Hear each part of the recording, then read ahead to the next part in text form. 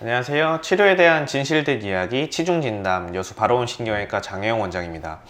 오늘은 오금 통증이 있는 59세 남자 환자분이십니다. 환자분들을 보다 보면 제가 생각하는 것처럼 어느 딱 진단명에 맞춰서 정확하게 그 해당되는 증상들이 나타나서 오시는 분들은 생각보다 별로 많지는 않습니다. 대부분은 그 증상 중에 일부를 가지고 있거나 아니면 그 증상과 별개의 다른 일반적이지 않은 증상을 가지고 오시는 분들도 있고요. 그렇다 보니 증상은 아주 다양하게 나타나고, 그래서 때로는 이제 예상치 못하는 방향으로 나타나게 되면 진단을 놓치는 경우도 생길 수가 있습니다. 그래서 이제 환자분들을 보면서 실질적으로 많이 배우고 공부하게 되죠. 그래서 오늘은 저도 경험은 짧지만 제가 경험했던 좀 특이한 케이스에 대해서 좀 알려드리려고 합니다. 그래서 평상시에 오금 통증이 있어서 무릎 치료를 계속 받으셨는데도 불구하고 증상이 호전되지 않는 분들은 이 영상을 끝까지 지켜봐 주세요. 오늘의 진료 시작하겠습니다. 먼저 환자분 소개를 좀 하자면, 이 환자분은 59세 남자 환자분으로 오른쪽 오금 통증이 있어서 오셨습니다. 아침에 일어나실 때, 그리고 이제 앉았다 일어나실 때 오금 통증이 주로 있었고요.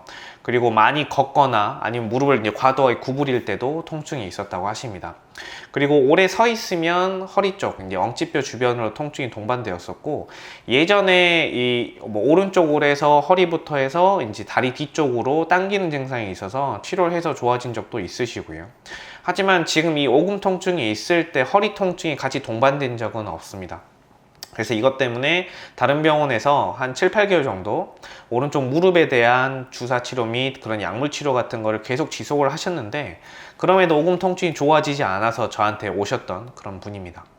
그래서 저도 당연히 이제 오셨으니까 여러 가지 이제 그런 상황들을 청취를 하고 엑스레이를 저도 찍었죠. 상태를 봐야 되니까.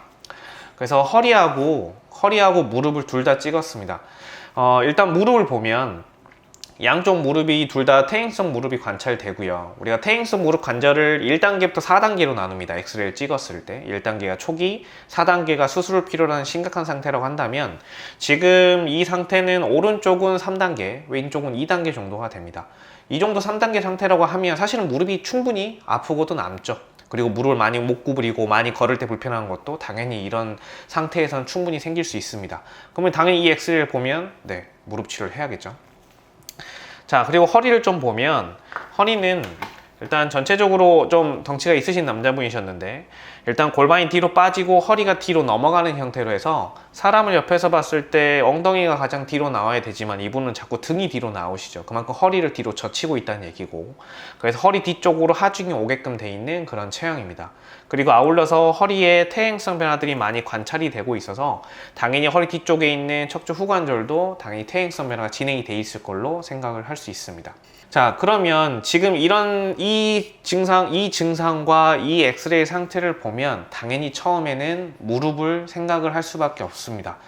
우리가 보통 허리가 아프다고 하면, 그러니까 척추에서 다리가 아프다고 하면 허리 그 증상이 있으면서 다리 증상이 부수적으로 따라오거나, 아니면 허리 증상이 동반이 될 때, 허리 증상이 발생했을 때 이제 그 다리 증상이 같이 동반이 돼야지, 이게 허리는 안 아픈데 무릎만 따로 아픈 경우는 사실은 보기는 어렵습니다. 그리고 더더군다나 이분은 무릎에 관한 증상도 있고, 그리고 엑스레이상에도 무릎이 상당히 나쁘기 때문에 이 전까지 무릎 치료를 했던 게 사실 저도 이해가 가고 수긍이 가고, 제가 아마 이분을 처음 봤다 그러면 저도 아마 무릎 치료를 시작을 했을 겁니다. 근데 이분 같은 경우에는 특이하게 그 무릎 치료를 했음에도 불구하고 증상이 그래도 조금이라도 나아지거나 이런 게 없이 그냥 계속 똑같이 지속이 됐다라는 게, 저도 이제 그걸 보고 이상하다 생각을 해서 허리까지 생각을 하게 된 건데요. 특히나 이제 우리가 퇴행성 무릎 관절 같은 경우에 일반적으로 많이 걷거나 아니면 무릎에 하중이 실리는 자세, 쪼그려 앉아 있거나 앉았다 일어나거나 아니면 계단을 내려간다거나 아니면 무릎을 너무 과도하게 구부린 상태에서 오랫동안 있는다거나 이런 경우에 통증이 유발이 되는데, 이분은 사실 거기에 해당이 다 되십니다.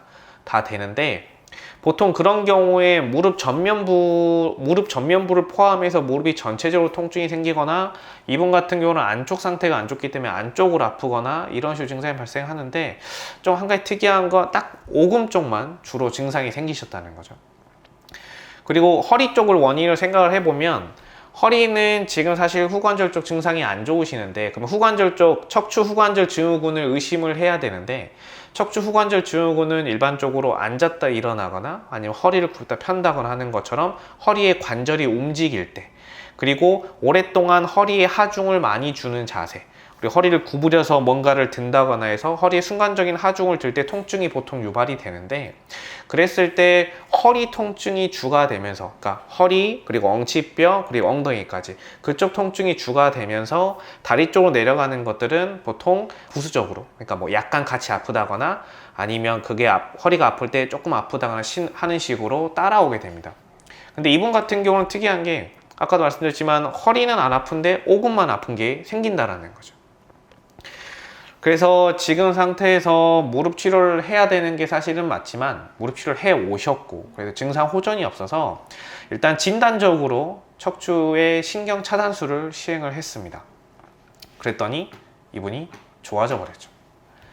주사를 맞고 나서 허리 오금 쪽 당기는 것이 그렇게 무릎 치료를 해도 사라지지 않았던 게 좋아져 버렸습니다. 그래서 이분 같은 경우에 오금이 아픈 건, 그러면 우리가 거꾸로 생각하면 무릎이 아픈 건 결국은 허리에서 왔다고 생각을 해야 되는 거겠죠.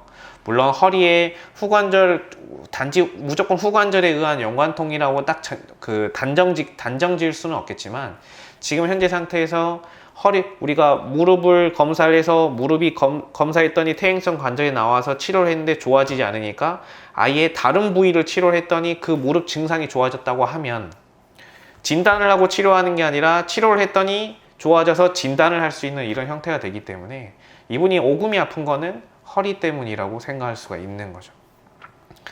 그래서 저도 이분을 사실 이런 경우를 처음 봤습니다. 제가 병원을 열고 나서, 제가 개원을 하고 나서 환자를 얼마 안 봤을 때 제가 이분을 봤기 때문에 사실 저도 처음에 보면서 이런 경우도 있구나라고 많이 배웠고, 그래서 이제 다른 환자분들, 이런 비슷한 경우가 있는 환자분들이 있어서 무릎만 생각하는 게 아니라 당연히 허리까지도 같이 생각을 하게 됐죠.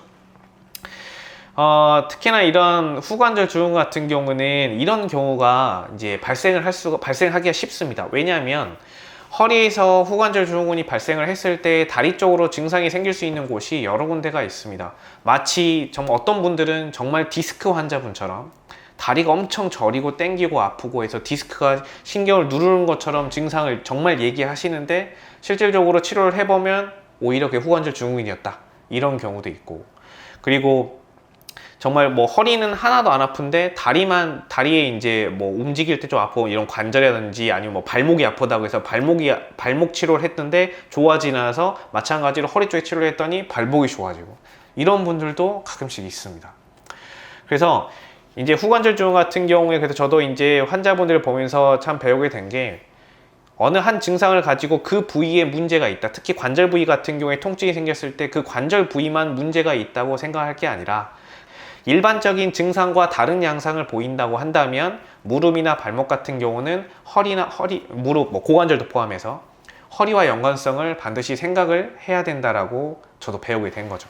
그래서 이제 환자분들도 이제 생활하시면서 이제 뭐 오금이 아프시거나 발목이 아프시거나 아니면 고관절이 아프시거나 이런 경우들이 많이 있을 텐데, 뭐 서해부가 아파서 오신 분도 많이 있고요. 그러면 당연히 고관절이나 무릎이나 발목이 아프다고 생각을 해서 그쪽 치료를 주로 하시고 병원을 그쪽으로 방문하시게 되겠지만, 그쪽 관련해서 치료를 했음에도 불구하고 좋아지지가 않고, 관절은 일단 기본적으로 체중을 지지를 했을 때 증상이 생겨야 되는데 체중 지지를 했어도 증상이 발생하지가 않고, 어떤 좀 약간 허리와 연관한 자세를 했을 때 증상이 자꾸 유발이 된다고 한다면, 이런 경우는 허리 쪽 문제를 반드시 생각을 해봐야 될 것입니다. 이분 같은 경우는 그래서 치료를 해서 증상은 좋아졌지만 이제 엑스레이 상에서 보다시피 우리가 주사를 놓는다 그래서 그게 근본적으로 해결되는 건 아니기 때문에, 이분은 당연히 허리 척추에 퇴행은 있고, 퇴행은 아무래도 뭐 퇴행이 온 게 사라지는 게 아니고 퇴행은 점점 진행을 하게 되겠죠. 우리가 퇴행이라는 말을 비슷한 의미의 다른 말로 바꾸면 결국은 불안정입니다. 그래서 불안정성이 생기기 때문에 점점 불안정성이 나빠지고, 불안정성을 극복하기 위해서 내 몸이 어떻게 보면 어쩔 수 없이 하는 고유지책이 퇴행성 변화인 건데, 이분 같은 경우는 퇴행성 변화가 이제 진행을 하면 할수록 결국은 안정성 자체는, 불안정성 자체는 점점 불안정성이 점점 증폭이 되겠죠.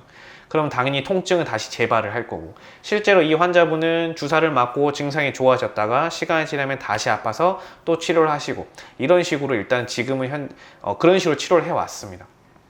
그러면 이런 불안정성을 극복을 해서 다음에 이런 증상들이 또 안 생기게 하려면 어떻게 되느냐? 결국은 이제 척추의 안정성을 키워주는 수밖에 없는 거죠. 그래서 이분은 허리와 골반 복합체의 안정성을 키워주는 것이 가장 근본적인 치료가 될 수 있습니다. 하지만 지금 이분 같은 경우에는 척추의 퇴행성 변화가 어느 정도 진행이 돼 있는 상태이기 때문에 우리가 이제 유튜브라든지 아니면 다른 동영상에서 접할 수 있는 그냥 일반적인 운동 같은 걸 따라 하셨을 때 효과도 떨어지고 오히려 통증이나 이런 것들이 심해질 수 있기 때문에 아무래도 전문가의 도움을 받으시는 것이 이제 좋은 상태죠. 지금은 저희가 이제 주사 치료를 통해서 이제 경과를 보고 있지만, 이제 앞으로 계속 지속적으로 증상이 계속 반복이 된다 그러면 이제 그런 치료를 고려해 봐야 되겠죠. 그리고 환자분 같은 경우에 실질적으로 그러면 제가 허리에 치료를 해서 오금 통증이 좋아져서 무릎이 안 아프다고는 하지만, 그러면 이분이 무릎이 괜찮은 거냐? 사실 그렇게 말은 못하죠. 그래서 실질적으로 환자분은 오셔서 무릎에 대한 치료도 같이 병행을 하고 있으십니다. 사실 이런 경우가 많습니다. 허리가 아프면서 무릎도 아픈. 근데 그 무릎이 아픈 게 무릎 때문에 무릎이 아플 수도 있고 허리 때문에도 무릎이 아플 수 있다라는 거. 그래서 어느 한 통증이 어느 한 가지 원인에서 온다는 생각은 조금 피하시는 게 좋지 않을까 생각이 듭니다. 오늘은 척추 후관절 증후군에 의해서 발생하는 오금 통증에 대해서 알아봤습니다. 사람을 치료할 때 정답이라는 것은 없습니다. 정답에 가깝게 추론하고 진단하고 치료하는 것이죠. 어느 틀에 갇혀서 그쪽만 생각하다 보면 중요한 것을 놓치는 경우가 많을 수가 있습니다. 그렇기 때문에 치료를 지속해도 좋아지지 않는다면 다른 가능성도 생각을 하고 그쪽에 대한 치료도 고려해 보시는 것이 좋겠습니다. 이상으로 치료에 대한 진실된 이야기 치중진담 여수 바로본 신경외과 장혜영 원장이었습니다. 감사합니다.